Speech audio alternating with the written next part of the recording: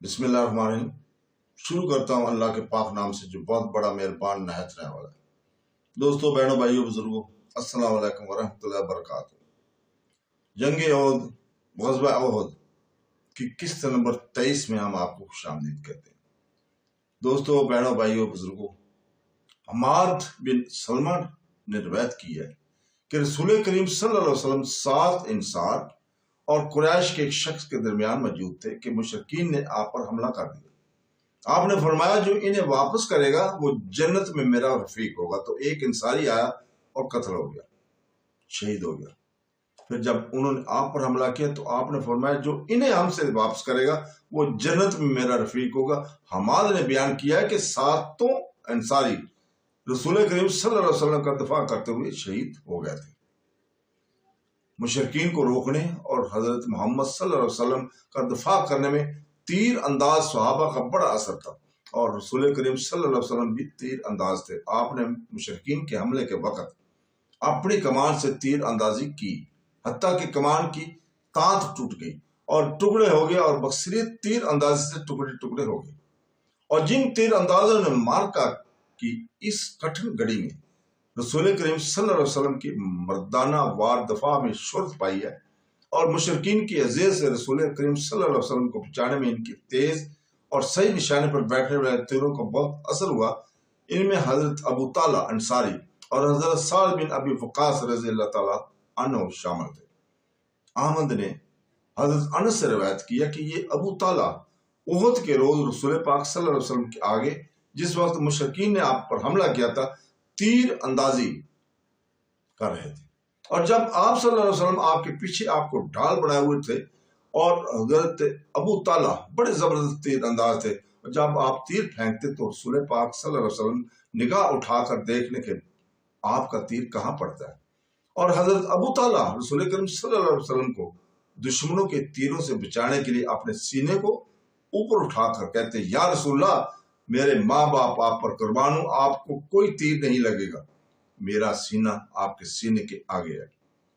حضرت ابو طالع اس نازک وقت میں ہیرو تھے۔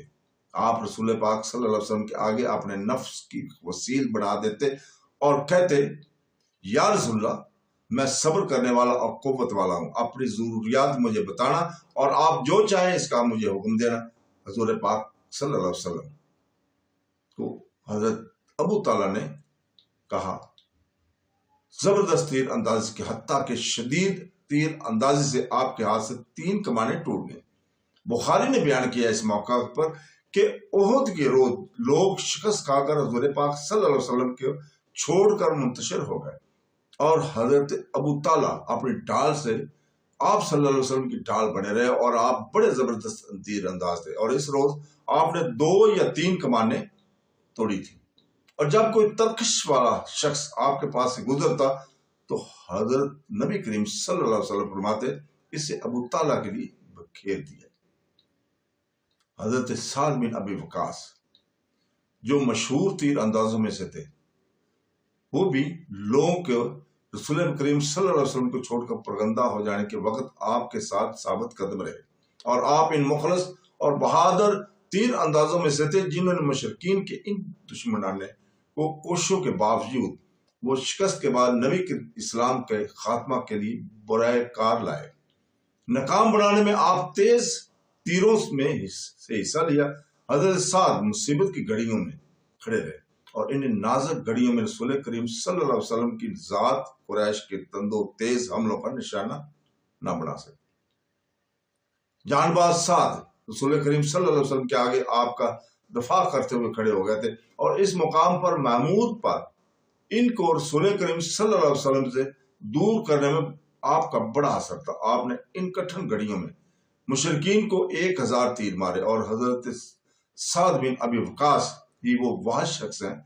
جنہوں نے رسول پاک صلی اللہ علیہ وسلم نے فرمایا کہ میرے ماں باپ آپ پر قربان ہوں، اور آپ نے یہ بات آپ کی بہادری، شجاعت، جان بازی اور ٹھیک نشانہ لگانے کی مہارت دے کر کہی۔ مورخین نے بیان کیا کہ جب کبھی حضرت سعد رسول کریم صلی اللہ علیہ وسلم کو شہید کرنے کے لیے ایک دوسرے کو دھکیلنے والے مشرکین کو تیر مارتے تو آپ انہیں فرماتے میرے ماں باپ آپ پر قربان ہوں، تیر اندازی کیجیے۔ حضرت سعد بن مسیب بیان کرتے ہیں کہ میں نے حضرت سعد بن ابی وقاص کو بیان کرتے ہوئے سنا ہے کہ احد کے روز رسول کریم صلی اللہ علیہ وسلم نے اپنا ترکش میرے لیے خالی کر دیا اور فرمایا میرے ماں باپ آپ پر قربان ہوں، تیر اندازی کیجیے۔ اور صحیح بخاری میں حضرت علی کرم اللہ وجہ سے روایت ہے کہ آپ نے بیان کیا ہے کہ میں نے سعد بن مالک کو کے سوا یعنی سعد بن ابی وقاص کسی کے لیے رسول کریم صلی اللہ علیہ وسلم کو اپنے والدین کو اکٹھا کرتے نہیں سنا۔ میں نے آپ کو احد کے روز بیان کرتے سنا کہ اے سعد میرے ماں باپ آپ پر قربان ہوں، تیر اندازی کیجیے۔ اور ان بہادروں میں سے جنہوں نے پیش آمدہ خطر میں رسول کریم صلی اللہ علیہ وسلم کی بیعت کرتے ہوئے مشرکین پر تیر اندازی کی حضرت سہیل بن حنیف بھی ہیں۔ آپ نے احد کے روز موت پر رسول پاک صلی اللہ علیہ وسلم کی بیعت کی تھی، اور جب ہزیمت نے عام اسلامی فوج کو منتشر کر دیا تو آپ مخلص چند لوگوں کے ساتھ رسول کریم صلی اللہ علیہ وسلم کے پہلو میں ثابت قدم رہے اور آپ کے دفاع میں اپنی جان کو آراضہ کر دیا، اور آپ صلی اللہ علیہ وسلم کے حفاظت میں تیر اندازی کرتے رہے، حتیٰ کہ حضرت نبی کریم صلی اللہ علیہ وسلم فرمایا کرتے تھے کہ اور سہل آپ کے آگے تیر اندازی کر رہے ہوتے تھے، سہل کو ترجمہ کر کے دو۔ اور ابن کثیر نے یہاں پہ بیان کیا کہ حضرت سعد